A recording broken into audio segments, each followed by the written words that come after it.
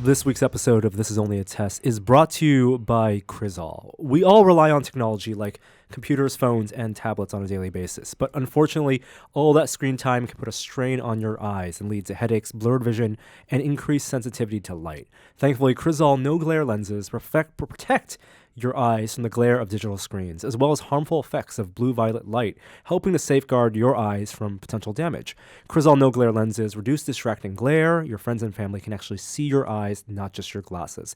Look better, feel better, and more importantly, be prepared for whatever comes your way with clear vision. Go to Crizal.com, that's Crizal.com,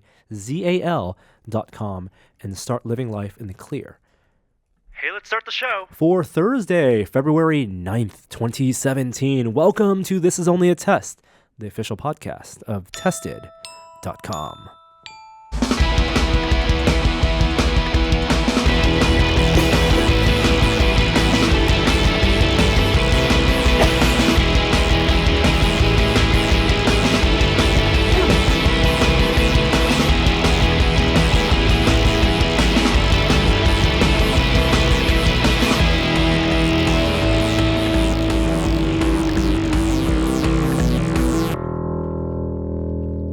Hello and welcome everyone. This week I'm going to adjust my mic just a little bit.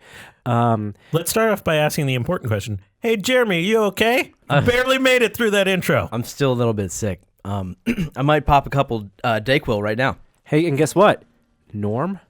Is sick? Not sick. Oh. Not sick at all last week. I am clipping. You have a way of Like controlling your body with your mind. Yes, the Zen master. I studied in the the mountains of Shenlun.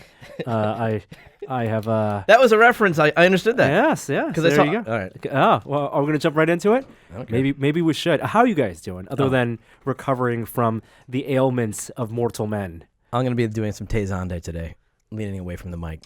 To breathe. To cough. To cough. Oh no. I still have a slight cough, but I feel fine except for the incredibly high triglyceride levels in my bloodstream. Whoa. Well, that's a consequence of just having a Superbowl party. Get elevated fats in your system. What did you worth it. consume? Well, I cooked about 40 pounds of chicken wings. Wow. And How many guests? 30 pounds of fries. I don't know. Doesn't matter. Is this about them or about me? Okay. Did you eat them all? No, I did not. All right. But there was a lot of fat going around. I ate some of those wings. Oh, yeah. Norm came down. Yeah, it was a great time. So Kishore and his buddies have an annual Super Bowl party in which Kishore is the head chef. Sure. Is the Executive chef. Executive. Let's go with that. Chef. So much so that he gets to wear the chicken hat. It's a knit hat. My wife got a special request off Etsy for a chicken wing knit hat. What makes that it I a wear. chicken hat? It looks like a chicken. No. Yeah. I And thought it's orange in color. thought it looked kind of like a Jamaica beret kind of thing. No. There was a drumsticks. Oh. It looked actually it could be either chicken or a turkey. It actually started out as a turkey hat, but it was turned orange for the occasion. I don't know, Jeremy. Can't you see the? Yeah, see two what I'm saying? drumsticks? You do see the Jamaican influence, right? I could see All in right. that it's knit. Well, it's also, I'm not sure I'm it posting looks this like photo. it holds an afro. That's all I'm I'm very saying. uncomfortable right now. The wings also made me uncomfortable because they were so good, and I ate so many of them.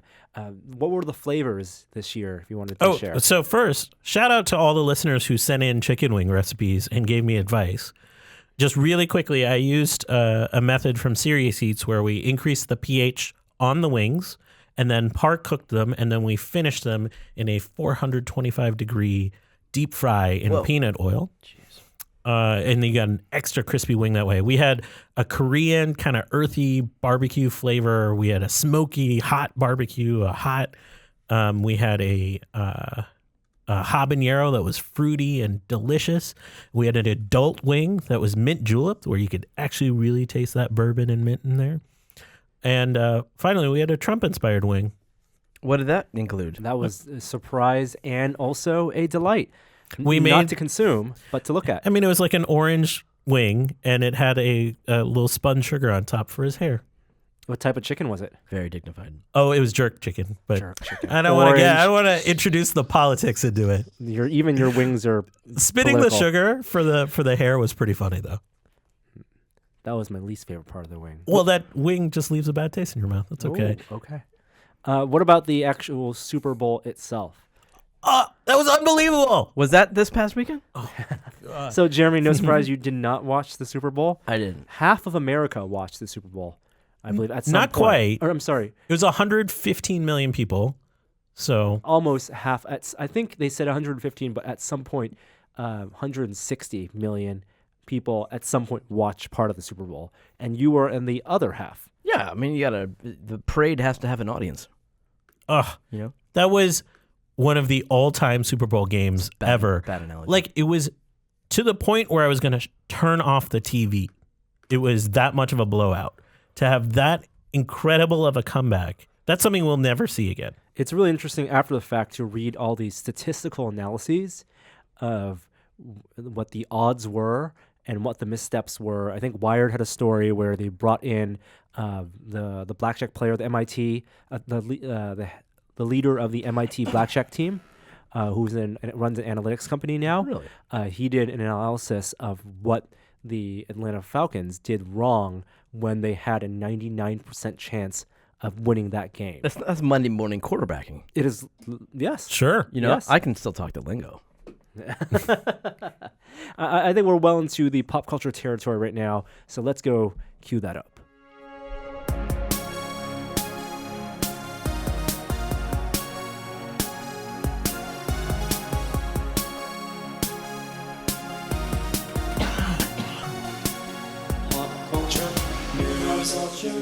So I've watched the game like 3 times now. Jeremy, are you sure you don't want to come over and watch the Super Bowl? I'm going to keep that on my DVR for You'd a long watch it time. again? I did watch it again. Is that unbelievable? Well, also, Kishore was cooking most of the time. I also had to rewatch it to. I didn't really see the commercials live, so I kind of rewatched it to get a flavor for the commercials, and I missed a lot of halftime. How was it that this is the first Super Bowl that went into overtime? That sounds absurd. First and 51. How could that be? And there were actually scores, like, I mean, there are a lot of combinations, permutations of scores for the two teams, even though they're increments of, 7, 6, 3, 2. And there are some scores that have just never happened, too. So, like, there are Super Bowl squares that you can play. It's you can gamble with your friends and buy into a pool. And there are definitely some numbers that are weaker than others, just by how the scores, how the historically how the teams have played. It was incredible. Maybe we'll go into big screen and watch the Super Bowl together. Did your team win? No, I had no dog in the fight. Oh, so you enjoyed it because it was supposed to be a great game otherwise. It was just an unbelievable experience, though. But did you watch halftime? There was I a did. lot of stuff at halftime. That was like 15 minutes long. Yeah, I watched halftime. So beyond the jumping off the top of a stadium into the depths of the arena, which is a feat I wasn't ready for. I mean, I think Lady Gaga was ready for her cameo in Spider-Man Homecoming. But beyond that, we have to talk about what was behind her up there on top of the roof. Yeah. All those drones. All those lights, stars in the sky. Yeah, everyone in the stadium must have seen them. They must have. Yeah, but they must have thought it could have been an attack of some kind.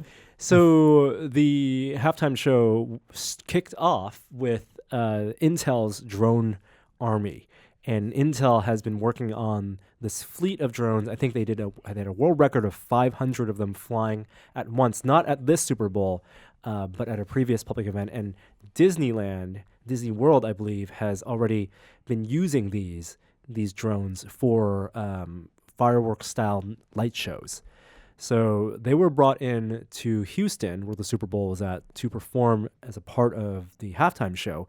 But that sequence, so it was actually 3 sequences that involved the drones. It was that opening song where Lady Gaga sang Part of America the Beautiful before she jumped into the dome.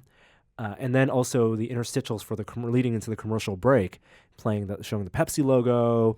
That was all shot not on Sunday. No. And it was matted in there? It was Composited. No, it wasn't. No, the whole shot. Oh, wait. Her on the roof? Her on the roof as well. No. Yeah. That's interesting. I didn't know that part. Because obviously the jump, the descent into the stage, that was live. But you can even tell, like, the cameras look different. I mean, she had the same makeup and everything, but I imagine when she was ready to jump, it wasn't so much I'm standing, singing, and jumping. It was a team of people descending, lower her in her. No, you couldn't tell. I was sitting next to you. You didn't mention anything. That's some. I thought that is some revisionist history. I thought it. Well, the point is they could, for whether it was safety reasons, but one of the reasons was definitely the FAA regulations, how it came together. So they could not actually fly that drone army outside the stadium for the halftime show on Sunday. But they actually did shoot it there. They did shoot it there. Okay. It was done live at some point for the cameras, and it was earlier in the week. Then they got special FAA approval to fly because the location of the stadium was also within the radius, the no-fly zone of the local airport. Oh, that's kind of a big deal then. Yeah. So they did get special permission. They got special permission. There is a whole, again, like Wired has a story about the design of the the show, and it was only a little part of the show. Like, yeah, the drone part wasn't. Bookends. Yeah, exactly. Did you even pick off that they were drones when you first saw it? It didn't even register to me. Oh, I definitely thought they were drones because honestly, they weren't that bright. It wasn't that impressive of an effect, to be honest with you, compared to some other things that we've seen, like the Olympics and such.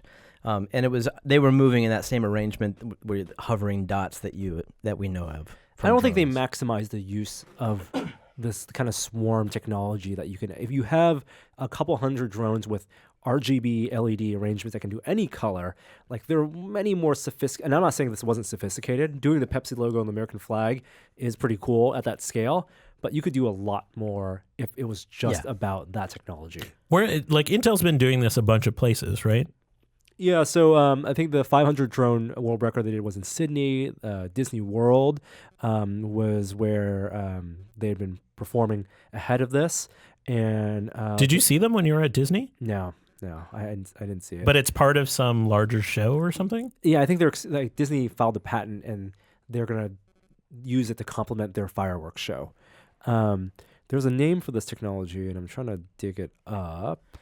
It's amazing. I mean, I can understand that the computer orchestration and the code that would go into this, but just the wireless spectrum, interference, how they circumvent that. I mean, that's amazing to control 500 things at once independently that are so close together that in a way that doesn't cause interference with one another. Yeah, it's the shooting star system is Intel's technology, and I think a lot of that is how the drones communicate not only with the on the ground transmission, but with each other, so that there's software that allows them not to crash, and they have some situational. But are they aware of each other? I think they must be. I don't know. Like, I mean, it seems like they have a maybe. Maybe you're right. I'm sorry. Maybe like individually. So there's a question of the system as a whole. Yeah. Must be aware of where the drones are relative to each other. That's how I understood it was. And so like on the ground, the signal's being sent up one to many as they're programming the transitional movements from one arrangement to another arrangement. They must they have to compensate for that. Yeah. And I'm sure there are factors and variables they can input for how close they can get to each other and factor in the wind. But I don't think you're right. I don't think the drones themselves actually are meshed and know where every other drone is relative to itself. Yeah, because if everything goes right, they don't need to be. Right. And it's interesting that they do plan for drone failure. I guess it happens relatively How do frequently. they handle that redundancy? So they know when one fails and they allow it to crash or land, and they send up another one immediately to take its place. Allow it to crash. Yeah. Your work here is done, drone. Exactly. The needs of the many outweigh the needs of the one drone. All right. Why don't we be the last to the party and do our deep commercial analysis of the Super Bowl? Or what? Our analysis of the commercials. Are we done with the halftime show? Because I thought that was she's an amazing performer. Oh, it was that was an unbelievable, incredible performance because most Super Bowls halftime shows have multiple performers to augment it because they're worried that one person can't carry 100 million viewers. I mean, guest appearances. For 50, yeah. So it's like, Prince will come out with the Rolling Stones and blah, blah, blah. I think the last time I remember a solo act was U2. Just did it the whole time. But they have this incredible library of songs. And also Lady Gaga hasn't been around that long. Beyonce did it and brought out Destiny's Child. And yeah, Beyonce had a bunch of people supporting And her. are these performances not lip-synced half the time? Because it looked to me like Lady Gaga was definitely singing. Oh, it was definitely live. I mean, she Yeah. gave out the shout out to her dad. Exactly. Right? That's live. No, she was singing. That's why I mad props to her. Totally. because you're running around, jumping off roofs and all that kind of stuff. That's got to be physically taxing. And then to sing on top of that. Though my favorite thing is whatever that weird keyboard thing is from, do you remember Space Ghost Coast to Coast? Yeah. Yeah. She had that weird circular keyboard from There's that a show. story of who made that keyboard. I think it's a company, I want to say in Portland. I'm doing a quick Google search. It's called Piano Arc. And it's an exotic keyboard. And they made the one for Lady Gaga's show. Cool. It's, circular computer. I don't know whether that makes, like, from performing standpoint, is it like having two full pianos? Like, what's the performing benefit other than the It visual? looks cool. Yeah, the That's visual. all that Yes, matters. the visual. It Absolutely. looks cool. Like, it would make sense if you, for duet, two people back to back on a circular keyboard. Wait, are you talking about the keyboard she sat down at? No. No. One of her, One of her band members. Yeah, or something? did you see that No, keyboard? I didn't see that. I'll show you a picture, Jeremy. Oh, that's cool. It's a circular You stand in keyboard. the middle of it. You're in the middle, Yeah. and there are lights that go all the way around. That's you. cool. So it's, If you have two people, you might as well just have two semicircle, two hemispheres. maybe they could detach. Oh, They can Voltron together. nice. All right, let's go to the commercials, though. Okay. We'll do our... All right. We were pretty meh on the commercials just because of how they're released ahead of time. Yeah. And that's kind of my reaction to most of the commercials. They're pretty meh. Did anything stand out? One thing stood out, and I think it's the one that was the only commercial that in the room where I was watching it, everyone went bonkers for. I'm going to guess it was Stranger Things. And it was Stranger Things. And Because it starts out, you're like, what is this 80s commercial? it starts out as a 80s Eggo commercial. Yeah. And if you're not prepped in your mind to anticipate a Stranger Things ad or preview at that point, it feels like, oh, Eggo bought an ad and they're doing that classic, they play an old ad and then do the modernized version of it. And then it goes on for like 3 seconds and then you get like an editing cut and then it's quick cuts. And so like your brain is processing and then you see kids in Ghostbusters outfits. The And you're like, Ghostbuster was awesome. That's Yeah. my favorite thing. and then they had the music and everyone get chills and everyone started going crazy. Did you see the video of them watching it?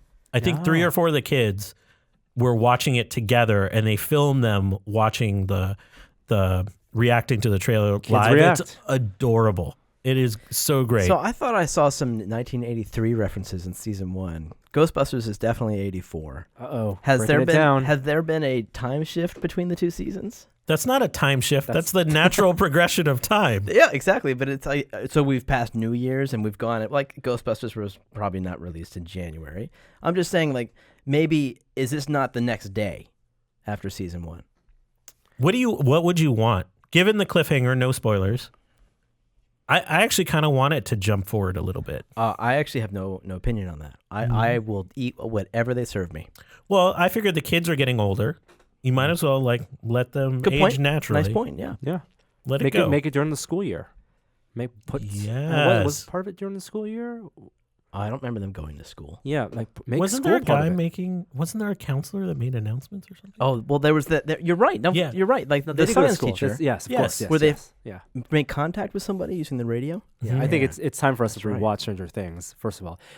But they did announce, so the news to go along with it, with that commercial, was season 2 was going to debut Halloween. Oh, the wait. And it is a That's wait. perfect And timing. it is perfect timing for that type of show. Sure. And also gives them that Halloween excuse to wear the Ghostbusters costume. Are you going to feel like connected to those kids? Oh, you think they're trick or treating? Yes. Oh, Right? yeah. You're like, that's what I did in 1984. I did. I was a Ghostbuster. I was a Ghostbuster as a kid, too. Were you? I was a real Ghostbuster because that was the Ghostbuster when I was growing up. What does that mean? He means the cartoon. The cartoon, the real Ghostbusters. Oh, got it. I was what I would call a real Ghostbuster too. But my mom, we made it out of like cardboard and flashlights, and we had a big tube with a flashlight on the end of it, like a plane directing flashlight, and the string that connected the two to my backpack was drenched in glow stick fluid. Oh, so you got the little Slimer effect. Yeah, well, and it glowed in the dark. Glowed. It's Nice. pretty neat. Except when you cut open a glow stick, there's a bunch of glass in there Mm-hmm. because the vials, the two, yeah. So that wasn't good, but it looked good. All right. What about your other favorite Super Bowl ads? Notable Super Bowl ad for me was the, kind of under the radar Amazon drone one. Did you notice this one? I did not see this one. What was that? What happened? So there's I think they were eating like Doritos or something, and some guy eats all the Doritos, and the woman next to him says, orders a new bag of Doritos using her Echo, but requests it via Prime Air. And at the very end, you see a drone come up to the window. Yeah. I thought that was intriguing. Like, if you're going to take out a spot during the Super Bowl, Yeah. like, you're all in on this. I always thought this was a little bit of a joke. I believe that that's much more plausible than Uber's plans, which I guess we'll talk about later. Yeah, we'll talk about it later. But I always thought it was a joke. And I was like, oh, this is legit. You're spending, $1.5 million to how many? It's like $5 million for a 30-second ad right now. Yeah.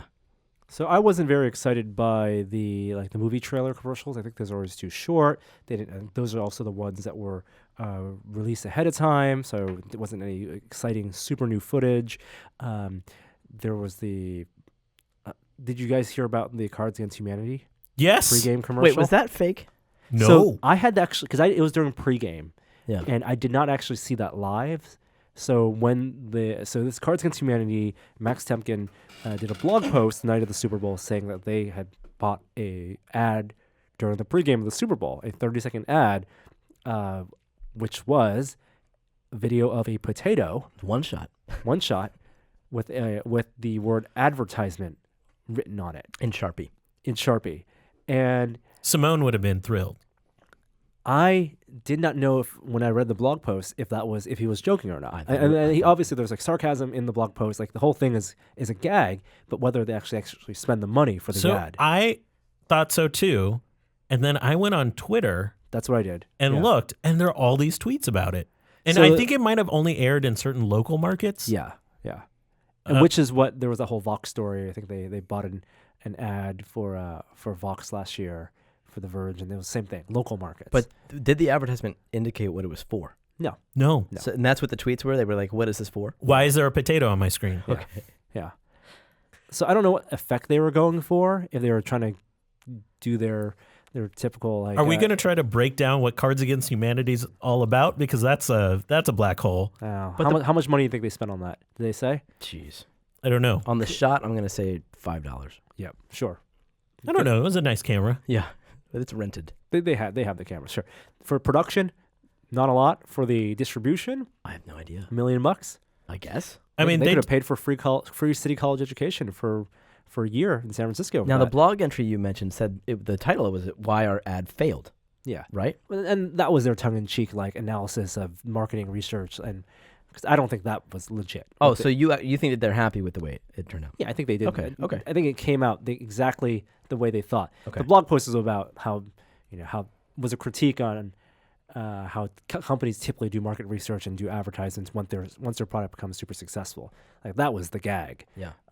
But they spent money and people saw it. Yeah, people tweeted about it. I love that. It made fun of the entire enterprise that we are so overly invested in around these commercials. Nothing else really stuck out to me, though, to be honest. Like there's a few here and there. That Anheuser-Busch commercial caused some. They got some black. Yeah. The immigration one. I mean, Yep. super high budget commercial. It was Yeah. really cool. 84 Lumber had that one that got, also got that kind of flack. I did like the yearbook one, the young celebrities. That one was kind of clever. Oh yeah, yes. That one was that was. Can't tell you what that was an ad for, though. Exactly. Like any of these ads, one, make you more aware about a certain brand, and two, make you buy anything. I can't think of anything I wanted or now wanted to buy or now know about that I didn't know about because of a Super Bowl ad this year. I'm keeping my Netflix subscription through October 31st for sure. Yeah, I guess. Yeah. Or you can cancel it now and get it back in October. Nah, I'm good. Backfired on you, Netflix. All right. Speaking of trailers, though, because those are the TV trailers, there are two new Netflix show trailers that are out this week, today, actually. Oh, two. I only know of one. I know. We're going to talk about the less controversial one first, and that's Bill Nye Saves the World. Oh, yeah, sure. Oh, yeah. And I saw that trailer. Bill Nye has a new show on Netflix. It's coming out April 21st, I believe. And late as with all Day Netflix before shows, Earth Day. Perfect timing. binge release, a drop of I'm not sure if it's 8 or 10 episodes, and Standard for Netflix. Standard for Netflix, and it looks good. I'm excited. It Kind sounds of like a late night talk show kind of vibe to it. Oh, with hands-on experiments though. Yeah. as opposed to it just being Bill Nye, it's going to be Bill Nye plus a team of his science correspondents. Not exactly like what Daily Show does with their correspondents, but maybe less sarcastic. I think. Yeah, more about some famous people. Yeah, there's interesting choices for the correspondents too. I mean, some of them are people you're used to on YouTube, like Derek Muller from Veritasium, but there's also like a model like Charlie Kloss is one of the correspondents going out and talking to people. So I'm actually kind of excited about the correspondent idea. See, and some celebrity guest stars too. Yeah, it looks great. Then I'll totally watch it. I didn't get that the name was a play on his catchphrase of dare I say it, change the world. This is a play on that, save the world. Good for him. Looks good.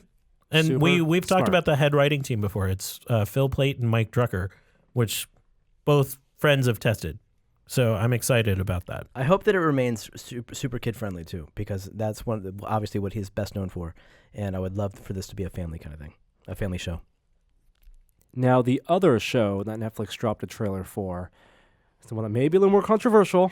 It's The Final Defender, the last one before the Defenders. It can't be Iron Fist. Can't be Marvel without being controversial. Well, this is one of Norm's favorite characters. Oh, I didn't. From the universe. Favorite comic book characters. I had no idea. Yeah. And they already had gotten flack because, again, here we are again with a set of characters that revolve around, sort of these Asian genres, and there's a lot of casting concerns about casting that. concerns. I mean, that was some of the early complaints about this. There was a movement online, and I think it was worth making the effort to voice the opinion that maybe Iron Fist, the character, should, unlike the comic, should be played by an Asian actor.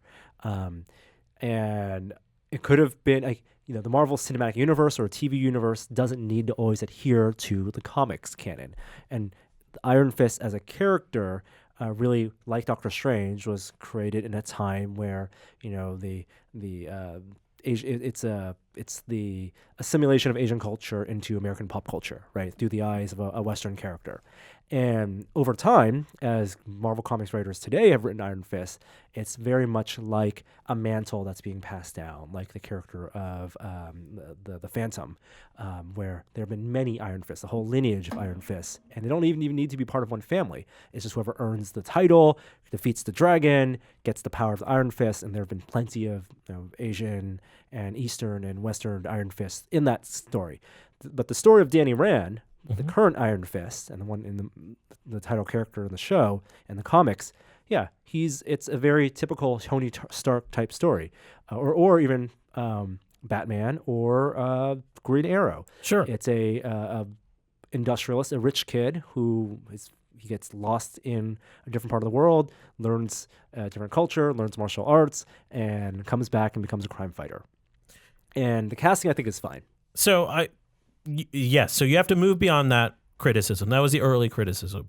Now we get to it. All of the ones that preceded it, very heavy genre. You got Daredevil, very gritty kind of look. Jessica Jones had the whole themes around, sort of the abuse and depression and whatnot. Luke Cage had that kind of jazz undertones, that urban feel, strong urban feel to it.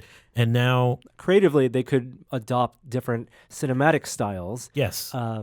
To tell the Marvel, to creatively tell essentially the same stories. These kind of in New York heroes, street heroes fighting for their neighborhoods in a different visual and tonal style. And Here, so we're going to get a peek of that, and it's bland. What? What are you talking about? The Iron Fist trailer. The trailer is so boring. Bland. Oh, that's interesting, because I watched it and said I could get into this, because I like the I like the whole idea that this kid comes back and people don't even believe him because he's so disheveled, and he comes back and says, "No, I'm I guess who? I'm Danny Rand, which is I'm Rand is he Industries. supposed to be the son of the president or something? Yeah, he's like, this is my company, right? And they don't believe him. It reads just like Marvel TV's take on Green Arrow. Oh, see, I don't know what you're talking about. And the Green Arrow story is exactly the same. But I dig that. And then he gets taken away by security, and then he fights them off Why does his fist turn orange? So that's the Iron Fist. Yeah. His power is that he can channel his chi and make his fists. Not only can he fight and he has martial arts, he can turn his hand into a living weapon, and he can break through walls. Channeling the energy, he can smash through cars and other people in the world can do this too? only the power of the Iron Fist. Okay. Yeah. All right. It seems a little close to Daredevil to me, like just the guy who has martial arts beyond anyone else. That's his supernatural ability, the fist. Yeah. Okay. He punches hard. Oh, that's it though. Like he can't kick. No, he has No, martial he arts skills. He can turn any Okay. Yeah, he So he's can very channel the skilled. energy and He's like a real black belt plus the Iron Fist. plus the Iron Fist ability. I totally agree with you, Norm. It just was like ho-hum martial arts Yeah. story. Now, all of these shows have a backstory element, like the way the structure of all the Netflix shows, the Marvel ones, always throw you in the middle, like close to the beginning of the story, and then after episode 3 or 4, in a cliffhanger type environment scenario, they'll throw you back and do a flashback episode. I am much more interested in the flashback episodes of Iron Fist than I was in the Jessica Jones or the Luke Cage one. The Luke Cage one was okay. He went to prison and they experimented on him. The Iron Fist one, the trials that he has to go through to become the Iron Fist and earn the mantle. Oh, that sounds interesting. That's the stuff that we didn't see in the trailer. And that's the stuff I hope they really filmed. Because it's like the Doctor Strange stuff. Except in the comics, it's like they really emphasize how ostracized he was because he was the Westerner, and how the Westerner earning the mantle of the Iron Fist was something that no one thought should be possible. And I hope they really dive. So he had to try it 3 times as hard. Try 3 times as hard, and he slayed the dragon. Spoilers. The villains make the hero, and that's really my question mark here. That's good. So it really seems like they're starting to tie this universe together, and the villain that they have is Madame Gao, who has appeared in season 1 of Daredevil, and she is in the comic books mythology, the Crane Mother, who is. I don't think she's the ultimate villain. She's probably not the ultimate villain, but the Crane Mother in the comics is the leader of one of the different realms, and like where Iron Fist trained is one of the realms, and they each have their champions. So maybe she has a champion that's going to be his equivalent. Isn't the woman at the very end of the trailer the nurse from Daredevil? Yeah, Yep. she's kind of like Claire, which is not the night nurse because they had that recast in another show. Well, it's from Doctor Strange. What's her face? Rachel McAdams was the night nurse. the night nurse. The character of Claire, played by Rosario Dawson, is the one character that gets to connect them all together and probably bring them together for this Defenders miniseries that's coming out after Iron Fist. Oh. It's a lot of television that they're making at once. Look, I'm still gonna watch it. Of course I'm still going to watch it. But it did not get off on the right foot for March my take. 19th. You guys are so funny. It's like when you're making these shows, do you have to appeal to the comic book nerds? What is that? Is that necessary? Is your phone ringing through to your This is MacBook? Marvel. They want to talk to you guys. Do you have to appeal to the comic book fans, or do you have to, appeal to people like me who just want to watch compelling TV? I think you can do both. I think Daredevil show you can absolutely do both. Yeah, I think all 3 series before this show that you can do both. I mean, we can say Luke Cage ran out of steam and whatnot, but they were all bold choices. And I think that's what you're hearing here is that like we don't see what that bold choice is with Iron Fist. Okay. At least I not am in the trailer. Happy to be proven wrong There you go. when the show airs.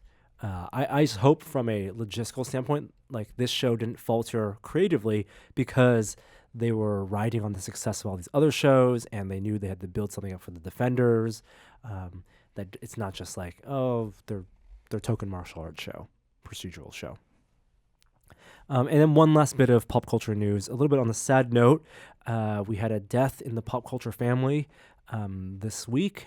Richard Hatch, who played Apollo in the original Battlestar Galactica and was also in the reboot. He passed away at age 71. I don't know if they've said what it was from. Pancreatic cancer. Oh my gosh, yeah. So And I had seen him at a con not more than I think a year ago. So I think the progression was pretty quick. I have nostalgia for that old Battlestar Galactica. I watched it when I was like a tiny little 14-inch TV when I was a kid. Loved it. I loved it too. In a lot of ways, I liked it more than the modern BSG. I know that's almost blasphemy, but there's a way that it was just, it was more kitschy and fun. And even though Richard Hatch was a big part of the Ronald Moore BSG reboot 10 years ago, he had been such a champion for BSG, the series, that he had, almost like Shatner had done, and tried to extend the life of the original show by writing, spec scripts, by really pushing for the studios to bring it back in some way for him and the other actors. And I'm glad he did take part in the new show. But he was really someone who loved the role and loved the series.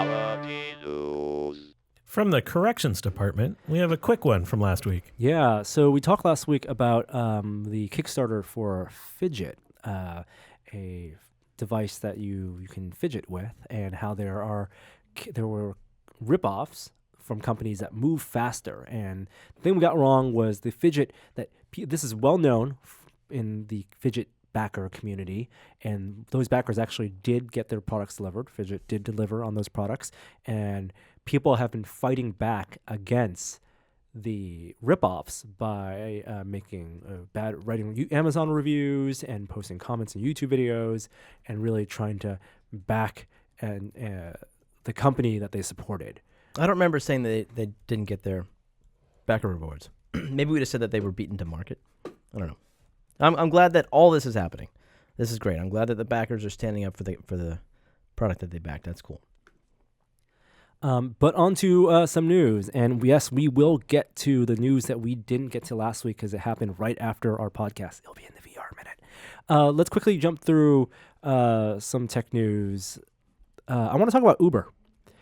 So we also speculated last week what happened when people said they were going to turn off their Uber accounts, and how many people actually deleted accounts and led the Uber CEO to remove himself from the Trump advisory board, and also to put forth $3 million. And now there's some data. I mean, this is from New York Times reporting, and the Times report is interesting on a lot of levels because they talk about essentially mutiny almost at Uber, where employees were, yelling at Travis around his engagement in the administration, which I do not feel great about. That feels like a little bit of peer pressure that I don't enjoy. But the indication was that 200,000 accounts were deleted. 200,000? Apps or actual accounts shut down? The New York Times reporting, I think, said deleted. Okay. And that's significant. over a week. 200,000? I don't know what their accumulation rate is, but that's a huge dip. No wonder they reacted so strongly. Yeah, I mean, did you guys delete your Uber apps? No, I actually did. I did. I was at SFO during a protest, and I got caught up in the mob mentality a little bit. And we also live in a location where Lyft gets me around fine. There's plenty of alternatives where I am. I don't think that's true for in other locations. Are you planning not to install it again? You are off Uber, or have their changes? I don't feel so strongly about them, so I'll probably do what Jeremy said. Is there'll be a point where I'm like, oh, I should get an Uber, and I'll install the app, and we're back at it. Yeah, on the East Coast, there's also a bunch of competitors. There's another one that when I was in New York last, people were talking about. I mean, a lot of these drivers, from the driver perspective, they're about some they triple dip. They're on Uber, they're on Lyft, and they're on a third one. And right now, so much investment money. I mean, Uber's losing so much money quarter to quarter because it's too competitive right now, and the prices are low. The one thing I hear is drivers enjoy Lyft a little bit more because they allow for tipping in the app, so they have a better experience, especially the ones that are really focused on creating a good customer experience. What are your thoughts of tipping for these kind of car sharing services? Should it be institutionalized as a cultural thing? It was a big deal for Uber that tip was built in, is how they advertised it. Look, I hate tipping. Tipping is the worst user experience you can have. You sit there. Let's clarify. You hate the concept, but you still do it. No, I like the idea of you don't not tip.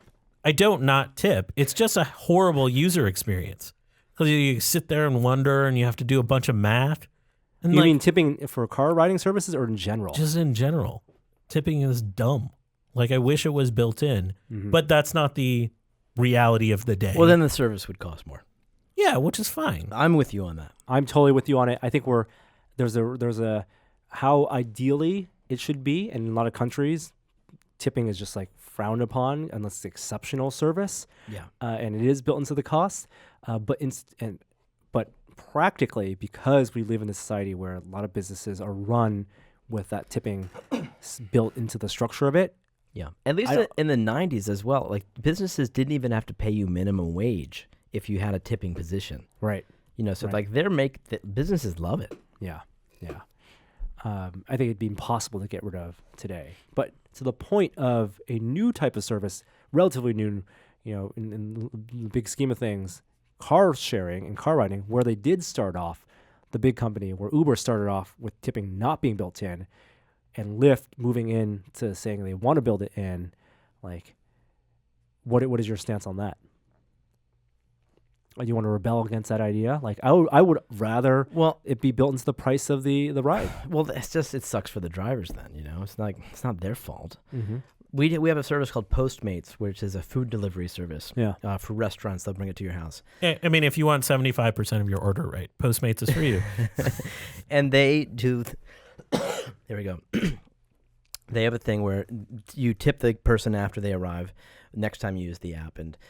And unfortunately, I usually don't tip because I really don't want to have that be a part of what I'm supposed to pay, because it's already a very expensive delivery fee. So I'm definitely trying to do what I can to get tipping removed from the equation, which sucks for the drivers. Yeah. They could unionize. Speaking of Uber, though, I didn't know about this story until we got here, but I'm seeing you guys added Uber hires NASA engineer to work on its flying car vision. What's the deal with this? Really? This is on Ars Technica. Who doesn't want a flying car? What is your this seems great. Well, right. I thought that's what the segue was going to be. It's not quite VTOL. It's like a kind of adaptation around this. But there's two things to note. There's a NASA engineer published a white paper on the idea of personal air vehicles that would streamline traffic flow. And I think that was like a decade ago.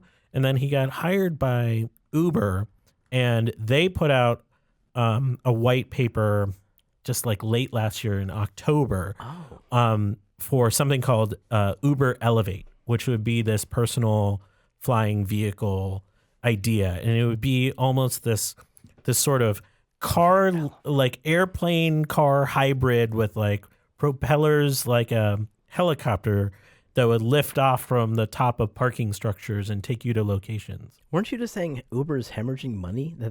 This is not the next step. Isn't to have owned the skies. That's not the next step. The next step is automation. To make better use of. You should read this white paper. It is awesome. They have projections on costs. So going from the marina in San Francisco to downtown San Jose, UberX would be $111, and take basically hour and a half, hour and 40 minutes. You can take the train, that's 2 hours, 2.5 hours, or you can take Uber Elevate, 15 minutes. Yeah, dude. So it would be the upper tier. You'd have this. It's like the secret menu. You slide from X to regular to XL, and you slide to Elevate. How much does it cost? The projections in the white paper for that trip, $129. That's like same as UberX. Yeah. Same as XL. Oh man. Yeah, I mean, there's from a product, the things I would love, like it's very price competitive right now, and I think it's a very elastic business where shifts in pricing really affect how people, which ride. Like smart people will run both the Uber and Lyft app and will do price comparisons because during the surge pricing period, right? And you're always gonna the services are comparable enough that you're gonna be very sensitive to price changes, to price shifts, as if one is drastically different than the other. So of course they've done a bunch of product development on what the service entails, and they've done things like incorporate music, but these are things I would never use. Do you ever do the thing where like you can change the radio in your ride by using your Spotify account? No, right? No one's even ever mentioned it. It's And not, it was You a can big do that? partnership. Yeah. And I don't care about that. And obviously they've tried things like, once they have this fleet, like they have data. A huge part of their business is the data they collect from where people are going and where their cars are. Like that kind of car management system, that's the huge asset, not just the cars. They don't own the cars. They attract the drivers by hopefully paying them more money. But then they're also doing like the lunch delivery stuff, right? When the cars are not delivering people, they're doing lunch deliveries. I've never actually used that. Have you guys used the Uber car? Eats? Yeah, Uber I've Eats. I've used Uber Eats like a couple times, but only when I had a promo for it. I think they should really tie into like an Amazon Prime type. The Prime Now. Prime Now type service. What I would love to do is order things I need, groceries. Yep. And then it's in the trunk of the Uber car as it picks me up to go from home. Oh, nice. And then I take it out of the car and go home. Wow. That's Right? That's pretty good. Like, get those things to pair together. Well, I guess you could do that. Couldn't you have just groceries delivered to the same place you're being picked up? Do the swap. Like and this is the type of automation system, where like the type of convenience that makes a lot of sense, where you can if you have hubs that can manage the data, if you have like for Prime Now, they have the warehouse in San Francisco, it's like on 3rd Street, where a lot of the stuff gets distributed, pair these things together, and that would stop me from driving my car every day. You mentioned Uber's data. Did you read about their Uber movement service that they announced No. 4 weeks ago? It's a city planning service that they're offering to, cities. Like to new cities? Where Where are these new cities? Oh, no, not new cities, but cities that don't The currently. community of tomorrow. So Epcot it was an article on Wired. I'm just brushing up on it now. But Uber's mildly helpful data tool could help cities fix streets, and they're basically using their traffic flow, statistics that they have, based on their drivers in that city, and it's supposing that their data is better than anything the city has. Well, it's of more their own. current. Well, it's certainly more current, and it's always in flux, and it's constantly growing, and cities don't have trackers everywhere. But basically, they're saying we'll charge you to have access to our data. Yeah, I think that's the idea. Lame. Lame, because their service relies on the infrastructure that the city is providing. I don't quote me on that. As far as I know, it's a free service, but it's I think it's something anybody can sign up for. I don't know if there's different tiers, but it's cool that they're offering that data. Yes, in one way or another. If they're sharing that data, like at very little to no cost to the cities as a service, that's incredible, and that would make me reinstall Uber. And to give you a sense of how important data is to cars riding or kind of any company that wants to be in autonomous cars or transport, the Uber competitor startups, they will pay drivers and they'll give them phones to have in their cars while they're running Uber routes, and run the phones and run a background app that just feeds data and get paid while you're driving an Uber, while you're making deliveries or driving people around, and you're just feeding data into a competitor's network. That's why those drivers have like 6 phones going in those cars when I get in. That's absolutely right. Yeah. Speaking of Spotify, this is interesting. I was actually just looking at a New York Times subscription, so I'm glad this you're not the only one up. because apparently the subscriptions are way up. Yeah. So because of the current political climate, and we talked about this on Stone Title, I think it motivates people to be better informed and to support the institutions like journalism that maybe we've taken for granted. Now, come on, let's be real. You're clicking on a lot of links, and you get to your threshold for the free articles a week. Yeah, so the New York Times business model is that every month you get 10 free articles, and these days I'm getting to my 10 free articles pretty quickly. So I've been looking around and trying to find which newspaper I want to back. I already subscribed to local newspapers, but New York Times or Washington Post, whichever one, and New York Times may get my subscription money because now they have a partnership with Spotify, and a Spotify premium account comes free with an annual New York Times subscription. My question is it any more expensive than the New York Times subscription was previously? No. Because previously, if you did it annually, I think it was like $140 a year. And I don't think so. oh, Usually bundles don't work real well. Why not? I don't know. Like I often see, bundles together, but I only really want one of the services. And so I get this lumped in package where I get something I wouldn't use. But this is kind of interesting because it's actually two services that I would use quite a bit. And is that the attraction to you? yeah, I already pay for Spotify. You already pay for Spotify. I pay a lot for Spotify. It's a limited time. Well, first of all, yeah, it's only for new New York Times subscribers. Yep. So if you're current, you're out of luck. Sorry. And I guess you'd have to cancel your Spotify account first. Yes, but it would be ongoing. That's the thing. It's like this is a limited time deal, but if your NYT subscription goes on, you keep the account. To Now, Spotify. what is this? Is this free Spotify account the equivalent to what I'm paying for already, or is it like a even more limited? Oh, it says right here. Currently, the advertised rate for all access digital subscription to the Times is $6.25 a week. The new deal, which includes unlimited Spotify, averages out to $5 a week. So I don't understand that. It seems like the price is going That down. math doesn't seem right. Is it? Well, the retail value of Spotify is $120 a year, which is $10 a month. I pay $10 a month for Spotify. So if this is going to cost a little more than that, but saves me that $10 a month, then I'm happy to pay that difference to get the New York Times. That's how I'm thinking about it. Yep. Yeah. I'm going to join you, I think, because I was doing the same thing. Almost clicked the button on this. Glad I didn't. All right. Yeah, and the website is newyorktimes.com/Spotify. We'll put a link in the show notes. Speaking of streaming, who's a Prince fan? Anyone? Who is not a Prince There fan? you go. That's Like that's the right answer. Even if you're not into Prince's music, you have respect That's for right. what Prince did. Raspberry Beret.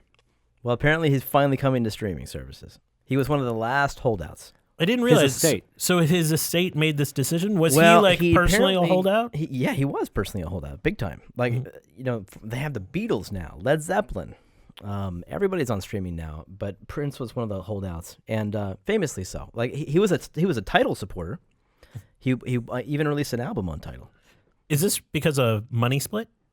Is that like was It's this because he economic? died, and apparently with no will. Oh, so no, but before when he was holding out, was it because he wanted a better economic deal? I assume so. Oh, okay. Yeah, well, could have been the bit rate for all I know, but it's probably the money.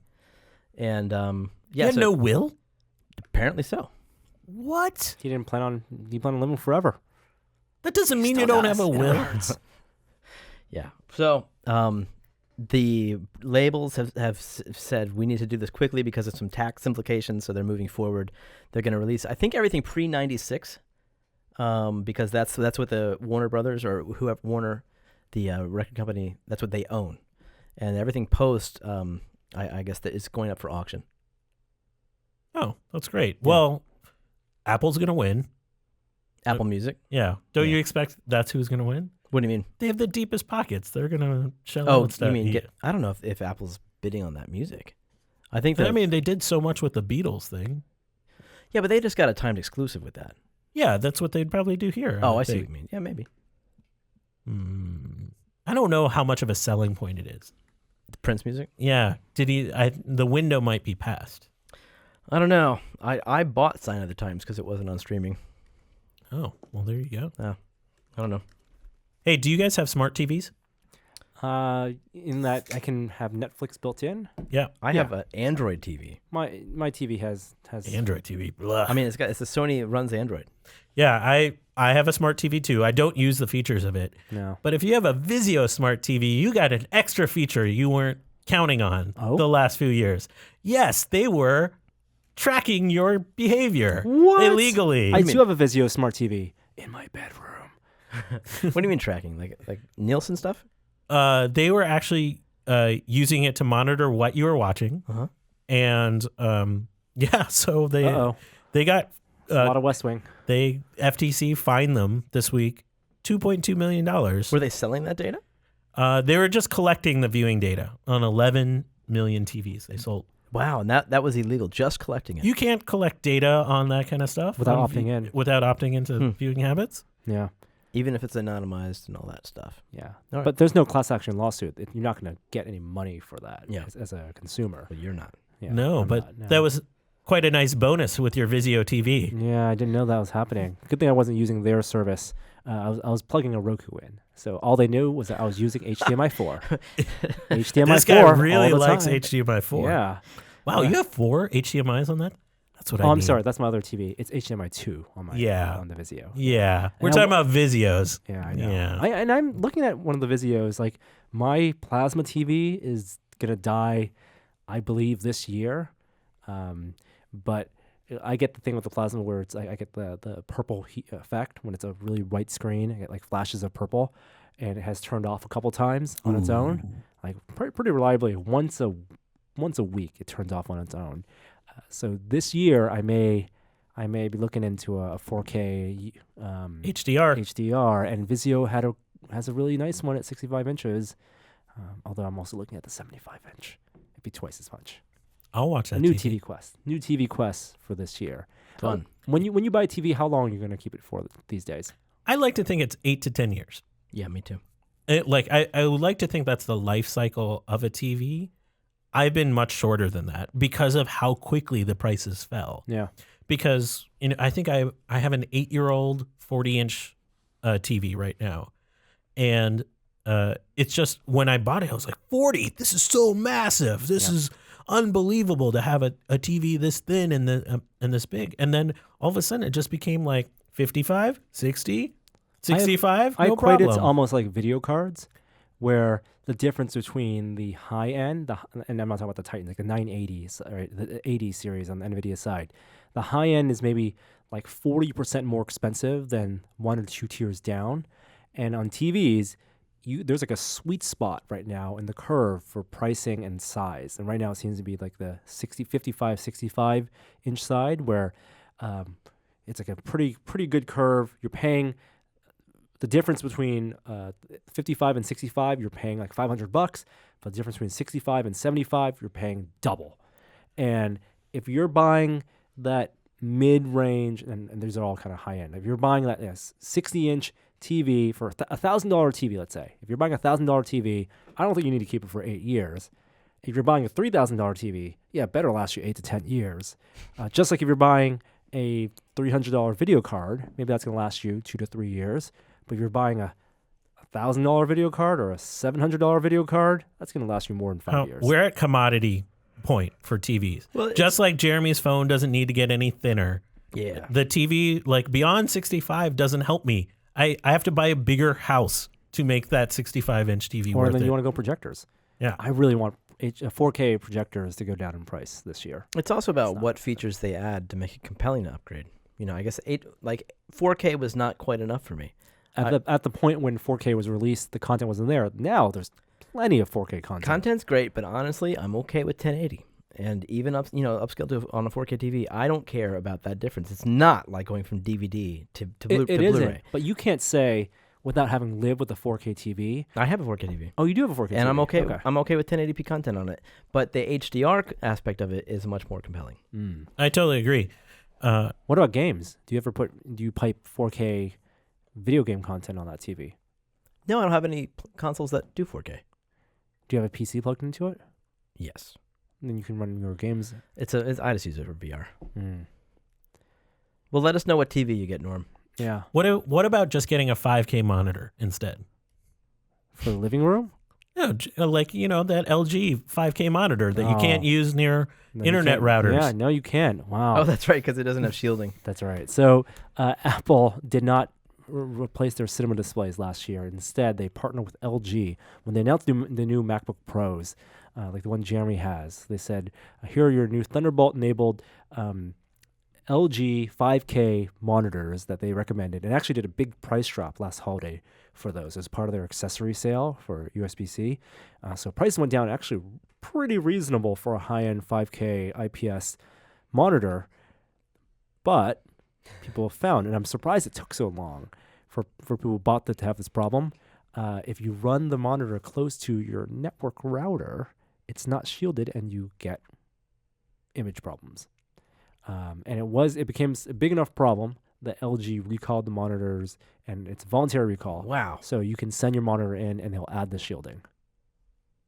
Wow. Yeah. That's amazing. Did somebody, an enterprising user with some sort of scope, discover this? I'm not sure exactly how it was, how the glitch was determined. Yeah. But I'm sure they sold enough because Apple promoted it. This is like there was no alternative on the Apple side for what they recommended if you wanted the daisy chain monitors to your Mac Pro or your MacBook Pro. So yeah, the 27-inch LG ultrafine TV. If you have it, if one that was manufactured before February 2017, meaning any time before now, yeah, you can get it fitted with the enhanced shielding. My Eero network's been wonky. It's been dropping out all the time. Oh no! What happened? I just get things getting dropped offline left and right every single day. Even my kids are like, "Dad, can you fix the internet?" No, that's the whole point of buying that thing. It's the exact opposite reaction I was hoping for. Yeah. Yeah. Have you been? What do you have? I have Amplify. And you're so far so good. So far, so good. All right. Yeah, it was so far so great until Norm got Sonic, and now I just look at my download speeds and I feel bad. And I get mad at my router, even though it's not its fault. I've run it. I mean, the times that Sonic really makes a big difference is I don't have to keep games installed now. Oh man, look at that! Like You're the worst. the time it takes it's faster for me to download a modern game than it is to read off a Blu-ray disc and copy the game files. Wow. I'm at that point. I hate him. You're at the sweet spot too, because no one else is using up all that bandwidth. No, Once we all have Sonic, you're gonna be slow again. no, that's not true. I hope it's not true. It's not like cable. No. I don't need those. I don't need AT&T selling those ads. You lost the picture because you're fighting over the impact period. How you liking that MacBook Pro? Well, okay. Here's the deal. I got 27% battery life right now. Okay. If that dies before the show ends, we have no ending music. Okay. So well, just letting you know. Isn't the battery life on these things so great? I forgot to charge it last night. But I have, this whole percentage thing. I'm glad they got rid of the hours left because who knows what that how accurate that is. It's fine. I mean, it's a brand new computer. Doesn't it have decent battery life? No, but there's a lot of users, especially on the Mac forums, complaining about the overall battery life on the. I haven't had that too bad of experience. As long as I charge it up, I'm good for what I use it for. Now, I don't take it to Starbucks and run a business on it. So, what are they saying about it? So there was that whole battery life testing controversy where Consumer Reports did not recommend the MacBook Pro because they were getting wildly inconsistent battery life. That was a bug, though. Apple fixed that bug and released a beta patch. They said it was a bug. Yeah. And they worked with Consumer Reports to uncover that being the problem. Mm-hmm. Our friend Gordon Maung over at PC World did his own testing and did a deep dive into the MacBook Pro and what things, how he tried to recreate the bug and try to figure out what were the things that would drain the battery. And before the latest version of Mac OS, in Safari, because there are two processors, there's the native processor and there's the Radeon processor on there, there are things on OpenGL that would pull from the discrete graphics, which would drain the battery life really quickly. And so the new patch for software, in the macOS software, defaults more to the integrated graphics, which uses low power and which is still fast enough for most of these OpenGL tasks. But the point of his story was that, yes, you have all these efficiencies that are built into the MacBook Pro, which if you're using it for watching video and the video playback device, the software player you're using matters a lot also, because a lot of times Apple does their benchmarks on iTunes and plays it back in QuickTime in iTunes. So if you're using things like VLC, that might consume more power. You might get shorter battery life that way. But you're still, as efficient as the MacBook Pro is, and the software is now, you're still running with a lower capacity battery. So if you're going to burn the CPU and burn the discrete graphics by running, video editing or high computing tasks, you're still have a lower overall capacity battery. on this device versus the laptops from 2 years ago or 3 years ago when Apple shoved in a 99 watt hour battery on their laptops. And so there's still the trade-off there. Did you guys know that 99 watt hours is the most a laptop company will put in their laptops? Why? It's because of the FAA. The FAA? Because the FAA regulation is that for carry-on, a 100-watt lithium-ion battery is the densest battery, the most capacity battery you can bring on. Huh. And they have special rules for rechargeable batteries, external batteries too. Technically, you can bring on like a between 100 and 150 watt hour, 2 of them on board with special permission. And yeah. Would you ever get a laptop not certified for use on a plane? I don't know. That sounds good. It would be real heavy. It would be. Because the 100 watt hour batteries, like, the Razer, 17-inch gaming laptops, those that have the 100 watt hour batteries, which you can still only run your graphics card for like an hour on those. Yeah, those are still pretty heavy already. So wait, just to be clear, yeah. Did Gordon find that they didn't fix the bug? No, Gordon found that they did fix the bug. Okay. His story was more about explaining where the drains are and how different workflows affect Even post-patch? Post-patch. Okay. Yeah. But you found the battery life to be respectable. Post-patch, not leaning on the discrete graphics. Okay. Hey, what's up with Android these days? Android Wear 2.0, finally. Is it out? No, it's coming out in 2 weeks. Today is a launch announcement of it, and we're finally getting some information on what it's going to look like.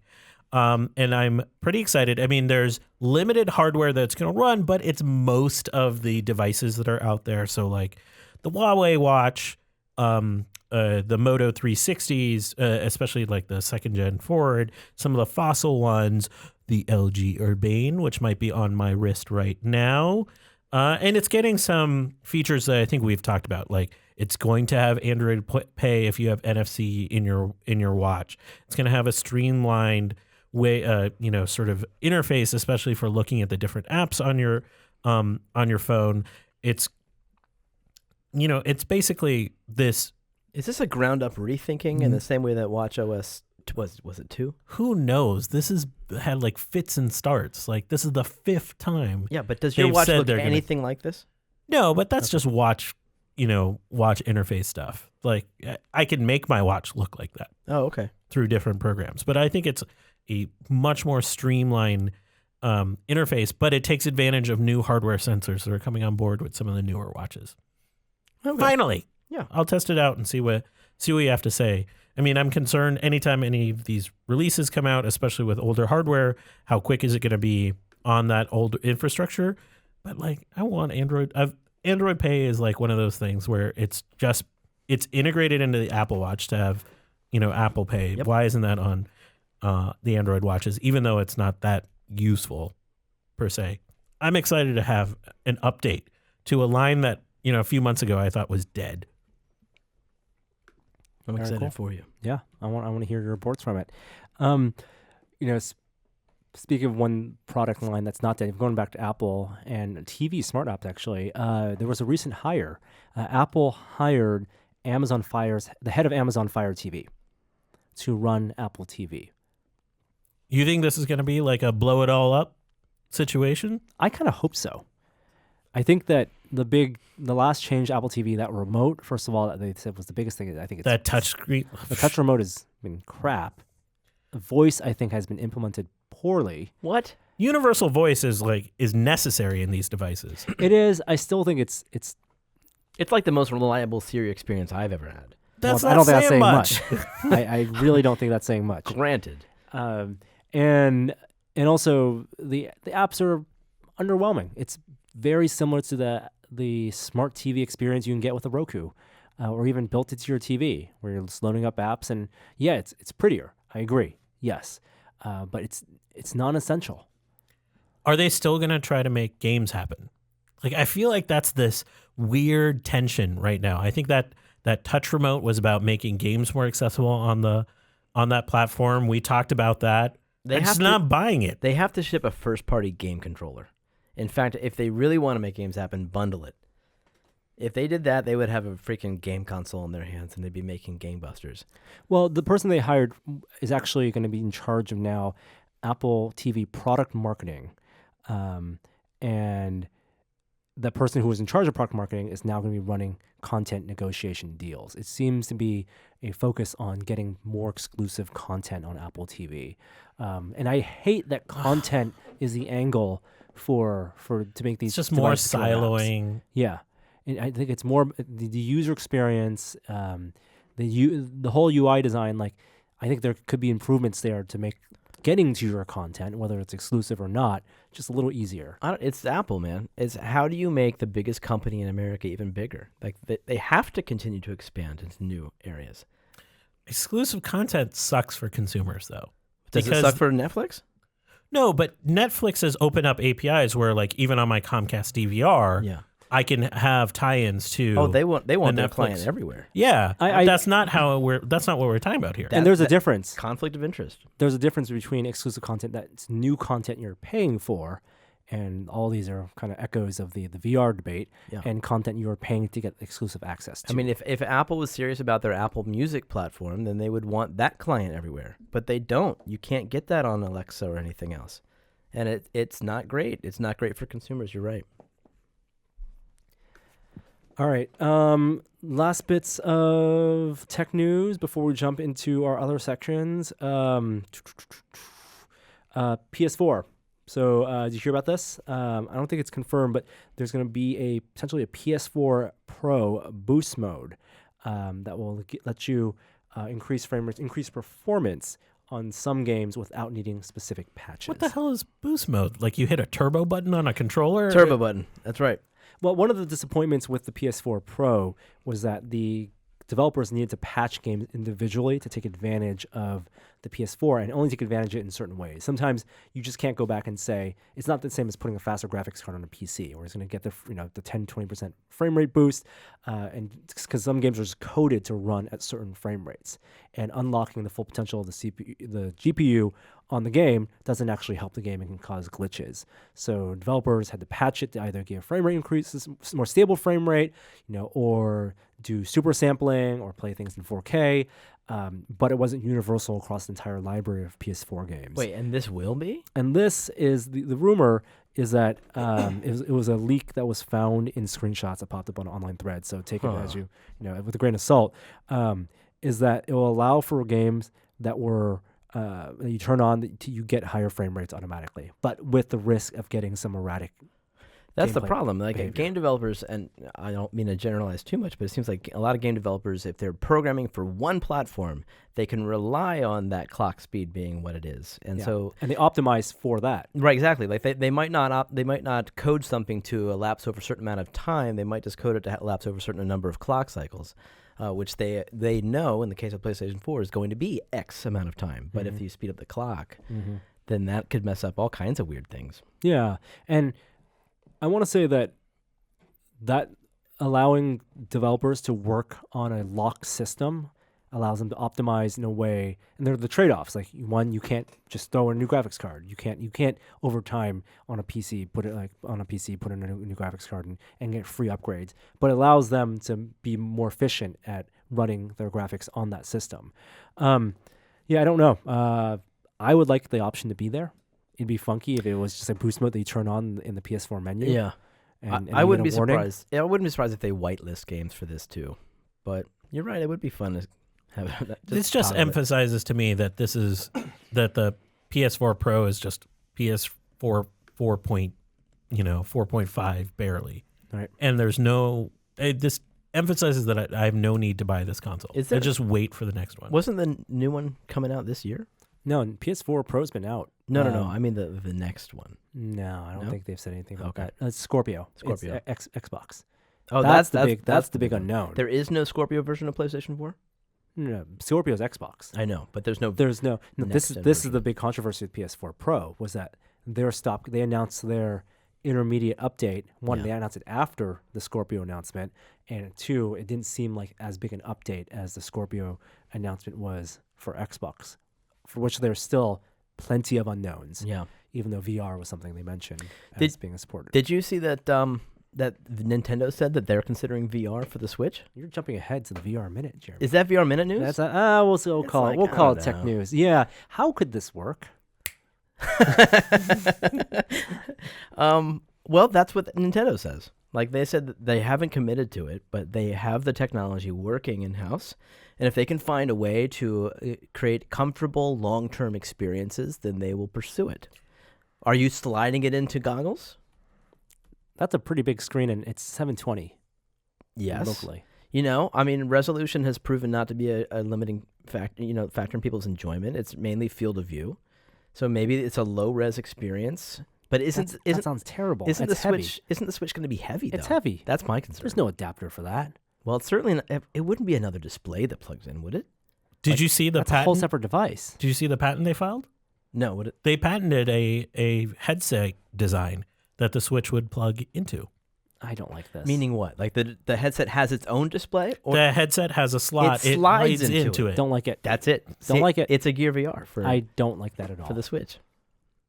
No thanks. Nintendo, dude, don't knock it till you try it. If it comes with the full library of Virtual Boy games, are you on board? No. Unconvinced. All right. I think patents are a bad way to predict what final iteration will look like in a lot of cases, but I see no big market to go after with this. I don't know. Nintendo does interesting things. Hey, focus on selling the Switch and focus on making the games good for the Switch. Dude, they are. This is like a weird one-off little comment. Okay. Everything's fine. Good. Switch is going to be here in like a month. That's a month. Stop it. You want? I got it. I'm excited for it to come out. There was a Superbowl ad for that too, and I think the people in the room were genuinely excited. Yeah, I think I was the naysayer. Yeah, of course you were the naysayer. Oh, Kishore. When Jeremy and I are playing Mario Kart 8 Deluxe version Battle Mode before the podcast, you're going to be jelly. I'm going to come in and there's going to be a day that you guys are milking cows and I'm just going to turn around and walk out. And people are going to be like, why wasn't Kishore on the podcast? That's why. All right. Well, before we jump on to our next segment, I want to thank the other sponsor of this week's episode, and that's Casper Mattresses. Casper is, of course, an obsessively engineered mattress at a shockingly fair price. And it's made of supportive memory foams that create an award-winning sleep surface with just the right amount of sink and just the right bounce. Time Magazine named it one of the best inventions of 2015. Try Casper for 100 nights, risk-free in your own home. If you don't love it, they'll pick it up and refund you everything. And Casper understands the importance of truly sleeping on a mattress before you commit, especially if you're going to spend a third of your life on it. There's free shipping and returns to US and Canada, and with over 20,000 reviews with an average of 4.8 stars, it's quickly becoming the internet's favorite mattress. Get $50 toward any mattress purchase by visiting casper.com/test and using the offer code TEST, T-E-S-T. Terms and conditions apply.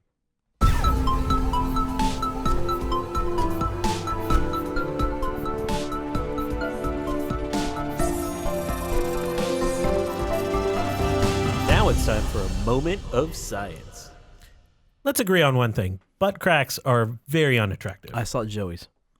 What? I did. No, I saw it What? like 3 hours You're ago. like pointing somewhere. Joey's not there. Like, just for the viewers at I home. told him. He apologized. It's over now. It's unattractive, right? Yeah, sure. So let us talk about the Earth, which has its own butt crack going right now.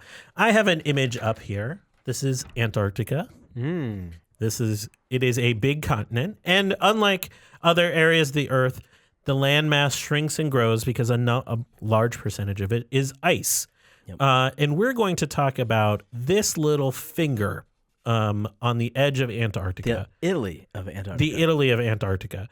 And I'll put a link to a map in the show notes so you can see for yourself.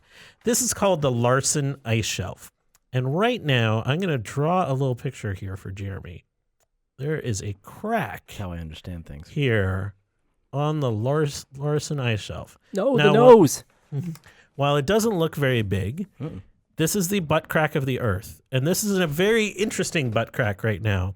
And while it doesn't look like much, it is multiple miles across at points. And it is tending towards the open ocean very quickly. And you can see a time lapse of the crack growing and progressing over months at this point. If it makes it to the ocean or it makes it just a little bit closer, the largest iceberg ever will be formed. Wow. Moreover, the problem here is there is an ice shelf in this area kind of surrounding it. That ice shelf is retreating. And the stress that is being caused by this crack and the ice shelf retreating is going to cause this ice shelf to collapse. And scientists are worried that this could happen in as short as 6 months. What? Now, if this collapses, which is, I mean, this ice shelf is about 100, 200 feet above sea level right now, and it's floating in the water. If it collapses, all of this area back here are glaciers. These glaciers are protected by that ice shelf from all the water here. So they're protected from melting partially because that this thing is in the way. If this ice shelf goes, if this iceberg goes this way, this collapses, these glaciers are going to rapidly go towards the ocean. Like in the matter of years, they're going to be down by the water. So we in the business call this a big problem. Yeah. And this call it? crack is visible from space right now. That's how big it is. The first crack. the That top. first crack along the Larsen Shelf. This area of the Larsen Shelf is called the Larsen C Shelf. C as in the letter C. And I'll put some links to satellite imagery above this. This is one of those, you know, I don't mean to be alarmist or anything like that, but this is the tangible, here is something that is happening with global warming right now that we need to keep an eye on really closely and see how many more seasons it goes before this thing breaks off. Is it inevitable? I don't know. It's unclear right now. They're at this stage where it looks like it's trending towards it's going to break off. If it breaks off, it's not like you can glue it back together. Like that iceberg goes, it's gone. Are there penguins on it? I don't know if there's life on it. That's a good question. I will find out. What and get happens back to the you. iceberg if it breaks off? Does it melt and does it raise? We don't know sea where it's going to go. levels? That's too complicated to figure out. Wow, we should start naming this section "Inconvenient Truths." Oh gosh. Yeah. I don't mean to be alarmist, but this is one of those like, hey, we have this really tangible thing that's happening right now. How that large? we need to How large is it? that iceberg? Yeah. We're talking hundreds of miles. Like Across. Delaware? I didn't put a map of Delaware over it. I should. Probably smaller than Delaware, but not by a whole lot. Yeah. Okay. It's pretty significant. When you look at the image, the satellite imagery of the ice shelf up close, it is like miles across. This crack is giant. So the whole iceberg piece is about 50 miles across. Is huge. I'll put a link to a great New York Times story. So if anyone's interested in Spotify, this is your chance to go bundle and learn about this. All right. So we've talked a lot about batteries and energy on this show already. Let's talk about the highest energy collision we can make on this Earth, which is currently 13 tera electron volts, which is what the Large Hadron Collider achieved about 2 years ago. Tera electron volts. Yeah. It would hurt. Yeah. How many bolts of lightning is that? I have no idea. Multiple. How many gigawatts? Oh, at least 2. Is that when they did the Higgs boson? Yes. This is that 13 tera electron volt was the particle collision, was the energy for that particle collision that led to the detection of the Higgs boson. We're going to talk about quarks for a second. Quarks are the fundamental particles that make up other particles that we know about. So the Higgs boson was a boson, which is like a photon, is a type of boson. It's a zero spin particle. And that was detected using that detector at this energy level. But there are other... Whoa, is there a fly flying around here? Mm-hmm. Oh, I got caught off guard. There are other quarks that we're looking at. And one of the interesting ones that a new experiment that's been proposed at the Large Hadron Collider is to look at the bottom quarks. And the reason they want to look at the bottom quarks is if we can get the LHC up to 14 tera electron volts, we should be able to generate a collision that leads to Higgs boson decaying into two different bottom quarks. And understanding that decay gives us a peek into, are we seeing the Higgs boson that we exactly predicted or one that's a little bit different? Something that's never been detected, observed before. There's something in physics called a standard model that we've used to explain all of these particles before. And right now, the results indicate the standard model is correct. The equation of all things. This is the omega equation for Earth. As we get to higher and higher energies, we don't really know what will happen. We're starting to approach like an area that'll be close to like what we would see in the Big Bang. And so it would be really interesting to see if it still obeys the standard model or if there's aspects of the Higgs boson which don't. We can talk about the Higgs boson a lot because it's an incredibly compelling idea that there is a field that gives rise to mass, which is what the Higgs boson is. But that's for another podcast, I think. And I think Norm and I will have a lot to say about this. We will. In about a month. Yes. So when they have these 13 tera electron volts, is that a massive explosion? No, because it's so little mass, but it's an amazing amount of energy that gets put into the system. Interesting. And one last story. It's a sad story.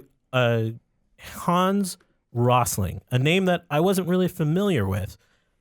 He passed away just this last week, but I was really familiar with his work. He gave a really famous TED Talk about 10 years ago about rethinking how we present data. And he's credited with a boom in data visualization and data storytelling. And he gave one of those like classic TED Talks about how we present information from how we've treated disease over time, over continents. It's a really great video. Shout out to Christopher Shosten, a tested listener who informed me about his passing and sent me down the rabbit hole of watching a number of Hans's old videos.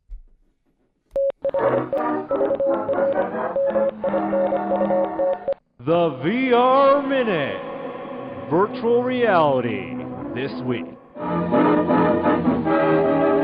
More like virtual reality last week. Oh. We got to talk about what happened. Hold right? on. Oh. Because I know we're going to But wait, there's more? I know. There's going to be a big discussion we're going to have on the ZeniMax Oculus court ruling. But before we talk about VR, I do want to talk about AR for a moment. Did you guys see the Magic Leap CEO blog post that happened in January? This might have happened while we were all on holiday break. I don't think so. It eluded us.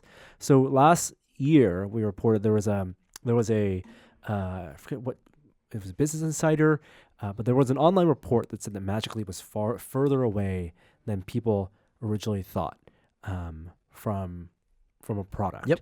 And that there was a lot of a loss in confidence, perhaps because maybe unsurprisingly to people who follow the scene, that the videos that they showed, like for example of that wedding game was pre-rendered. Yep. Like anyone watching that, I think who knows about game development could see that was a conceptual design. Well, on January 3rd, Magic Leap's CEO Ronnie Abovitz, he did a big blog post about kind of reassuring the people and the fans out there that they're excited and they're on track and they're in the stages of the first product is coming and they can see where the test facilities are, and so they have this product called the PEQ, the product equivalent, that are their prototypes. The prototypes are basically the equivalent of what their final product will be, like is at a stage where people can experience that, right? Business Insider has a news story that just came out today that they have sources that say that Magic Leap is about less than a month away, still working on that PEQ, and that they're rushing for a board meeting planned next week.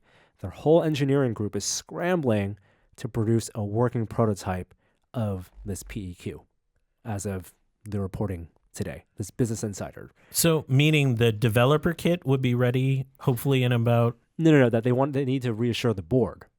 And to Oh. reassure the board for apparently a meeting that's going to happen next week, the engineering team is still scrambling Okay. to make this product equivalent. So we're a week away from nothing or complete implosion. We don't know, right? No. And that their story, according to them, is that as of January, when the Magic Leap CEO did their blog post, that PEQ was just a hollow shell. Like they have something that looks like what it's going to be. Yeah. But what it looks like it's going to be is also a big question. Like we don't know as users, consumers, what the Magic Leap product will look like. There have been patent drawings released, a lot of interest, of course. According to Business Insider, this PEQ will be a pair of goggles, augmented reality goggles, with their proprietary lens technology. But tethered to that, two belt packs, Okay. a battery, and the computing power. And this is all stuff also seen in the patent that they released. But what Business Insider says that these packs will be about the size of a Coke can. Do you have any problem with side packs? I don't have any problems. Me neither. I think I have no problem having used, for example, the TPcast wireless Vive system at CES, and that had, and that was for a couple minutes of playing, having a battery pack in my back pocket. It's more compelling that something is wireless True. than it being super light. First iteration doesn't make a huge difference to me either, because there's going to be massive improvements. And we know just from walking around that thousands of people are already clipping their phones to their belts. So this isn't that big of a deal. And really, this is all about their lens technology. Yeah. Yeah. And I can't wait to try that. If they make good on their promises, they will have done something no one else has done yet, which is to have a variable sense of depth for your eye to focus on. And there's the technology aspect of it. Like, one, have they actually done that? And two, what is the killer app?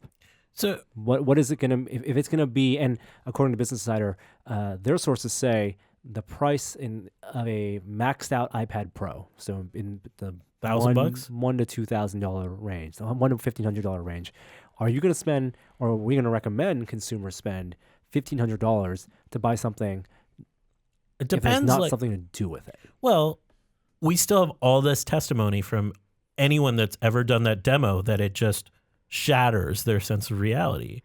And that's actually what I'm a little bit confused about. Like, what is the difference between what they're trying to make for this board meeting versus what they've been showing all of these people in hush-hush ways? Well, supposedly, I mean, I would hope it's a little more compact, because I think what they've been developing has been a little too bulky.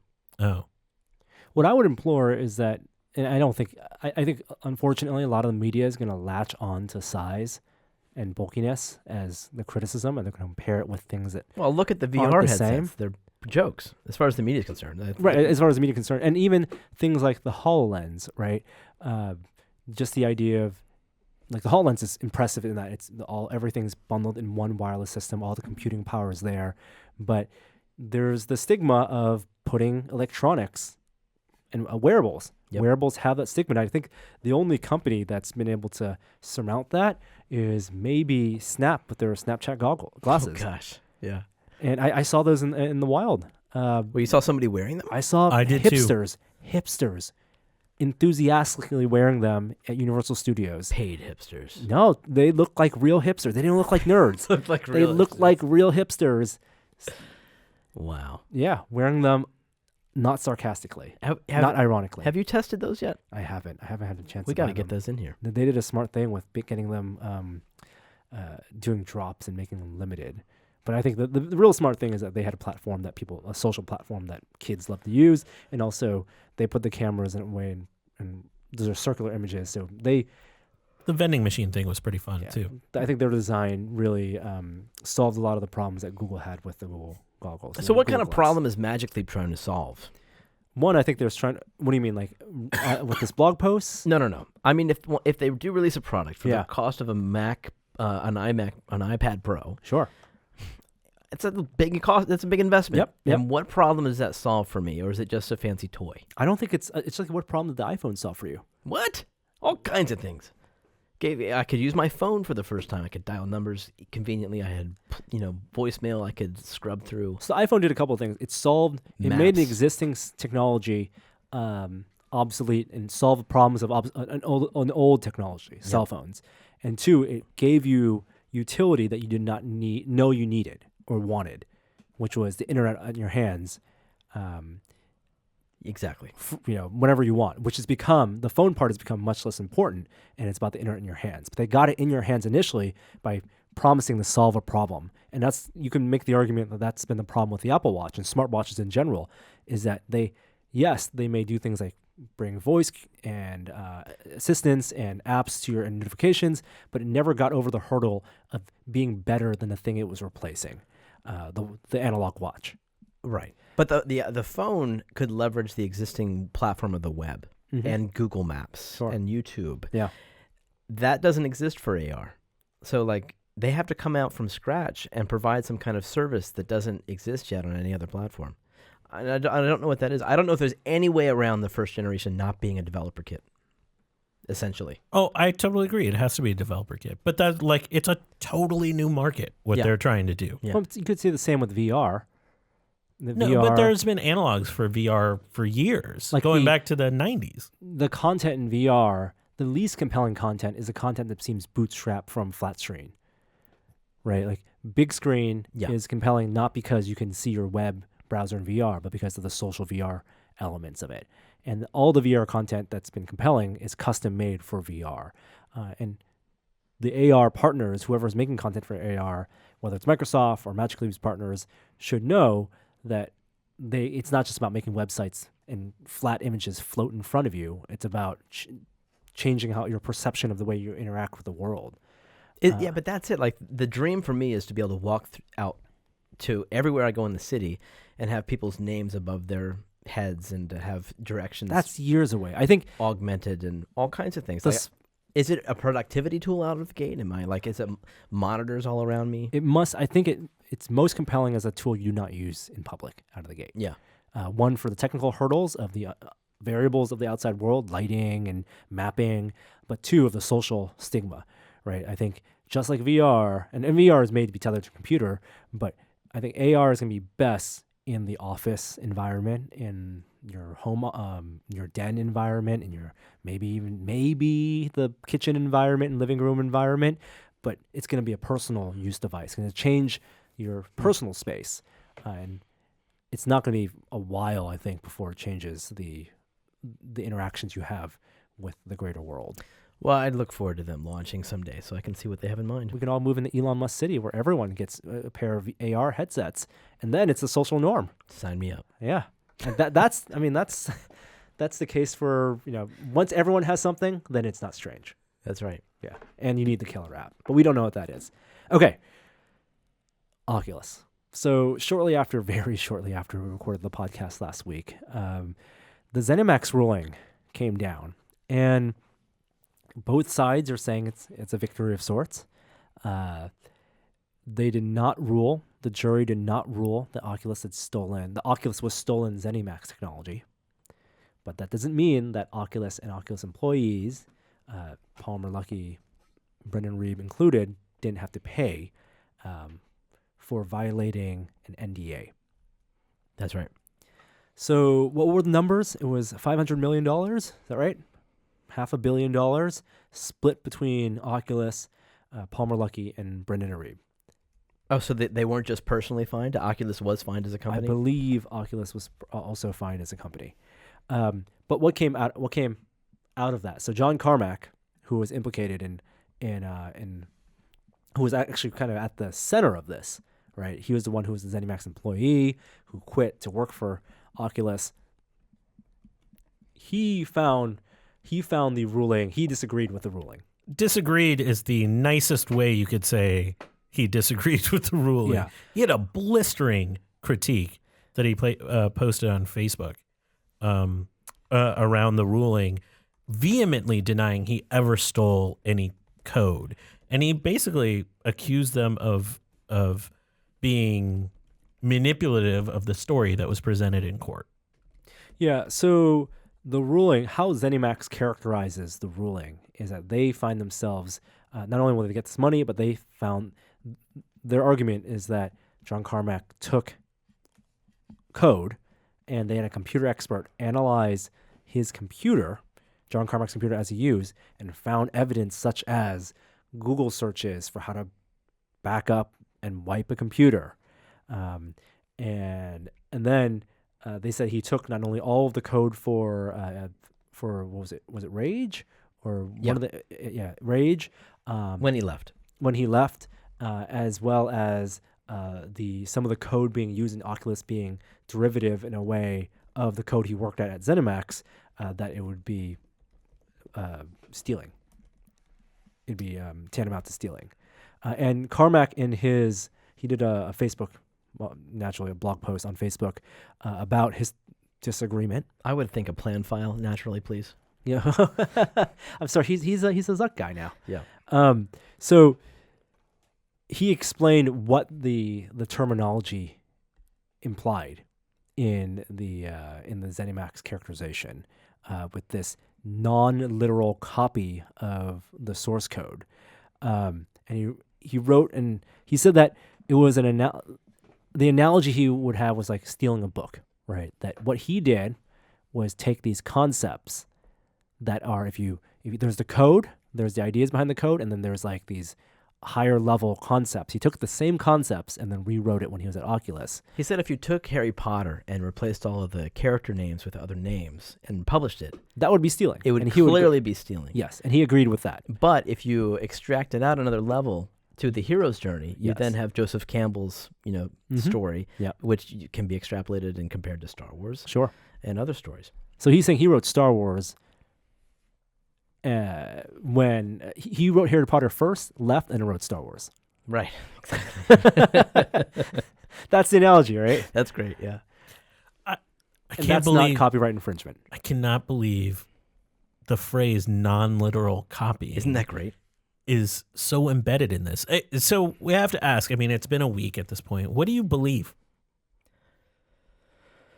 Well, I don't know. I'm such a fan of John Carmack, as I'm sure everyone in the community is. It's hard not to be on his side about this. His defense is very believable.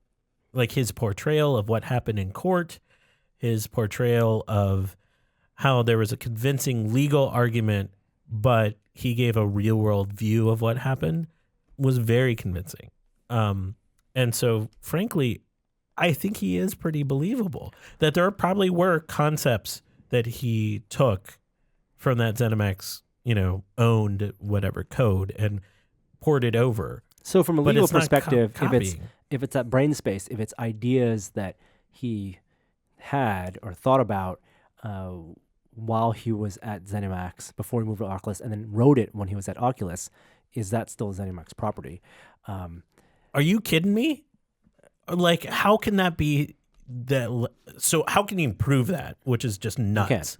And then how can you, copyright somebody's thoughts when they're in a space? Mm-hmm.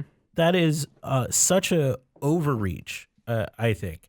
And so this Carmack part is the part that is very, to me, just sort of specious and egregious in a lot of ways. So there was also a lot of, they said, Carmack said that he did not delete the drives. He completely denies having wiped the drives, while ZeniMax says 92% of Carmack's hard drive was wiped right after the lawsuit started. They said that in response to this Carmack blog post. Mm-hmm. Yeah. So that part is harder to see who's telling the truth. How do you wipe only 92% of a drive? This whole thing is weird. It's like in the movie, deleting drive, 90%, 92, and then like, no, he's wiping the drive, unplug it, and then pulling out the matrix. What effect may this have on consumers and on the VR industry as a whole? I think this is goodbye, Palmer Luckey. I think we're seeing the end of his tenure within Oculus. That's what I think. I mean, he was clearly found in violation of the NDA. And that was what his part was, $50 million, something like that. Is that right? And Brendan's was 100. Right. But Brendan is still publicly in a position of leadership there. Ever since Palmer got outed on, with the Reddit shitposting thing, like we haven't seen him. We heard that we'd know more about his new role soon. I feel like this is a nail in the coffin for him. Yeah, GDC's only a couple weeks away, so we'll see if there's any appearance then. There was a report that ZeniMax may consider trying to halt the sales temporarily of Oculus Rift headsets. That has not happened. But my hope is that this gets resolved some way and that the companies can move on. I hope it, at least on the Facebook Oculus side, it doesn't take away Facebook's faith in the company and the technology. And it's not going to be like, oh, this is too much of a hassle. We don't want to be in the VR business anymore. The concerning part is what came out of these stories is that Facebook didn't spend $2 billion. They spent closer to $3 billion to acquire Oculus. That's a huge price tag in the context of all of this. And if there are more delays, it just brings that concept, what you just said, up to the fore more. The other side, Facebook can afford it. They're looking at this as a 10-year incubation period. This is not going to be the end of the Oculus show for these guys. The thing that is more worrisome to me, and going back to the AR stuff, is Facebook must realize that VR is only Mark Zuckerberg bought into Oculus and bought into VR because he believed that it to be the next communications platform post mobile. There's web, desktop, web, mobile, and then VR. VR and AR are going to be hand in hand, and he doesn't want to be leapfrogged. So how does Oculus continue as a primarily VR company? And a lot of those technologies are they go hand in hand too, from the tracking to displays. Or at what point does Oculus become a vision company and have its first AR product? And does it need to beat something like a Magic Leap to market? Because if they get leapfrogged by Magic Leap, who has investment from Google, then that's going to be down the drain for Facebook, because they have the killer app. Facebook is that social network is the killer app for AR VR, and technology like VR, technology like AR, especially if you're wearing a headset in your living room where you can have floating in front of you your Facebook feed and all the social stuff. The kids today don't want to be off their phones. The second screen is already on their hands as they're watching TV, as they're watching movies, as they're out everywhere on their home. If that's on them all the time, they don't have to look down and press a home button and it's just floating in front of them and the ads are there. That's where the communications platform comes to fruition. We're seeing that trend. I mean, all of their investment into using Facebook Live, you can see that port towards, 360 video, AR, and VR in the future. But you saw that that tech demo that Zuckerberg shared at Oculus Connect. That is a VR demo. Yep. That is not an AR demo. I can see parts of it maybe bleeding into the AR space, but that's about VR sharing spaces with other people in virtual reality, not about bringing digital content into the real reality. I think both technologies are still so early in their lives that focusing on VR right now is not a bad choice necessarily. I mean, sure, they got to be thinking about AR as well, but we're so far away from even VR being a really consumer-friendly, platform technology. AR is even a harder nut to crack. Do you remember back in GDC 2013 when the DK2 was first announced, and we had that the first taste of social VR? It was the Nights demo that Unreal made, the Table Nights. I remember you and Will came back excited about that. Yeah, and it was because it was multiplayer. Right. When we were sitting on the couch and we're playing, I could see the AR version of that being the killer app, where if I'm at home in my living room, you have my holographic representation of you or Kishore, like the big screen version, sitting next to me on the same couch, playing a shared game. Totally. Which seems like that's like the next couple steps past what Zuckerberg showed at Oculus Connect. I don't like being cut off from the world in VR all the time. Yeah, I'm with you on that. And the camera on the Vive doesn't come close to doing AR. It's more of just like a little portal. Yeah. And in my own living room, I can straighten out the carpet whenever I want. Speaking of which, let's talk about the carpet. Let's talk about the carpet. So Oculus released an update to Oculus Home in which you can now straighten the carpet. Thank goodness. Did that bug you? Not at all. It bugged a lot of people. Did it bug you? I liked that it had become kind of a meme, in a small meme. That's kind of why I wish they left it in. It was like the wrinkly carpet, and it was showing up in other places. And like I would play badminton, and one of the fields was wrinkled, and I said that reminds me of the Oculus Home. So it was certainly in my mind. One of the reasons it didn't bug me is because Oculus Home, that environment, that faux mansion space, Yep. is not a space you can explore. It's not a room scale environment. It really is wallpaper. And my brain treats that as wallpaper with the content floating in front of it, the menus floating in front of it. So if that if that space was more immersive, if I felt more present in the Oculus Home, maybe like the equivalent of Rec Room, that you're like, then it would have bugged me more. Really? That's psychological. I use Oculus Home to chill out after playing horror games. Like when it gets a little bit too much, I just go to the Oculus Home. Back to your fireplace. Listen to the fire and Hey, the there's water. no option to take away the menu. Let you hide. I mean, that would go a long way. Hide the menu and let me chill. Unfortunately, removing the wrinkle doesn't happen as an animation. It just fades to black and comes back Oh, up. I don't like that. Yeah. That should be an animation. I'm There's leaving. no TV in there either. Can I leave it not fixed? Yeah, of course. Yeah, that's what I want. Old school. Yeah. Yeah, give me a TV in that room. Make me charge a microtransaction to make that TV 65 inches to 75 inches. And then when I load up Netflix app in VR, have it fade to that TV and load the content up there. All right. Well, let's talk about some actual games on the platform. Well, Lucky's Tale got an update. So the thing is, you could play it with touch originally, but the buttons were wonky because it wasn't meant to be played with like that. So I forget exactly what the combo was, but it was difficult to do. So now they released actual touch compatibility. So you can now you can wave your hands to get Lucky's attention. He'll look over at you, which is kind of neat. I don't know. I haven't played it yet, but the features list is stretching, pointing ominously, doing yoga, not looking like you're wearing handcuffs. Doing yoga? Go figure. Performing jumping jacks, selecting levels, inspecting your trophy shelf. And jazz hands. Oh, sure. So that's Everyone needs jazz hands in VR. I'm down with jazz hands. Next update, Rock Band VR is now available for pre-order. It launches end of March, a little over a month and a half from now, March 23rd. I don't know about this one, man. I don't know about it either. I'm same boat. And it's the one thing where at every demo every demo event, we hear someone singing and they're in the headset and we're like, I don't know. No, it's not that. It's not the karaoke game. Sorry, it's the track controller. I really love the idea of a tracked guitar controller. I want to see everything tracked. You know, this is a chance to try out a new tracked controller in a way because you're strapping your touch controller onto your guitar. Mm-hmm. But what I don't like is that they've abandoned the tried and true game mechanic of the notes flying at you and hitting the right buttons and strumming at the right time. Now you're just playing like a rhythm guitar, you know? It's not that complicated.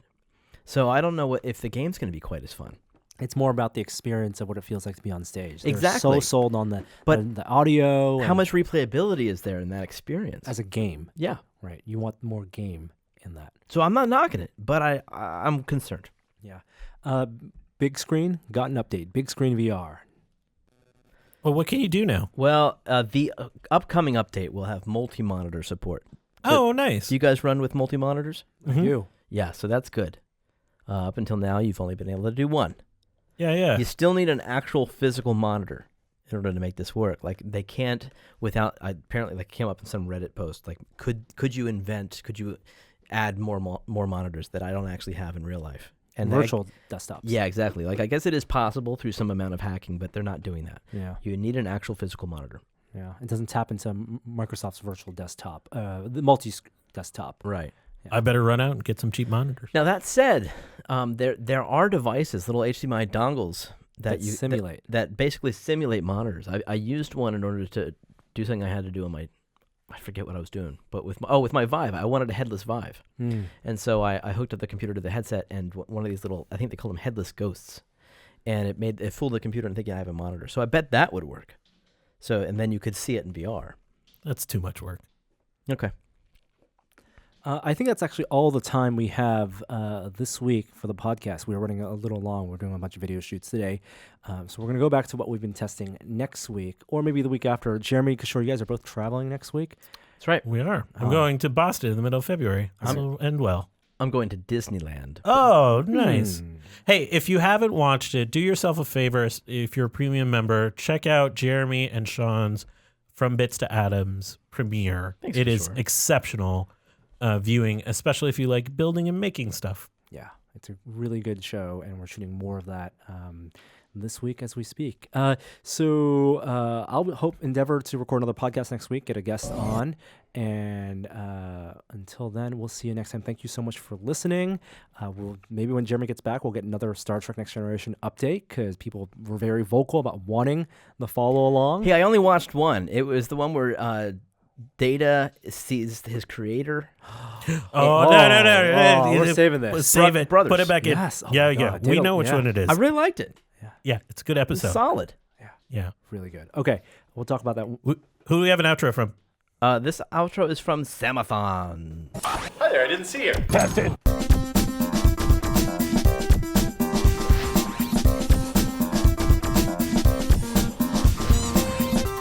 I'm just no good at this job. That's going to show up in an outro. All you have to do is Google tested raw outro, and the form link comes up. No, but somebody sent me some. And then we are always looking for more outros because, All right, here, I'll go to the outros link, and I'm going to click one. Check this out. Oh, no, you didn't want that one. Uh-oh. Oh, no, it's fine. No, Kishore said not that one. This guy, I have to actually copy and paste this link. Wow.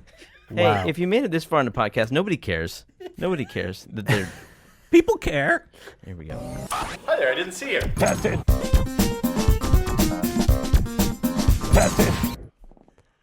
That was amazing.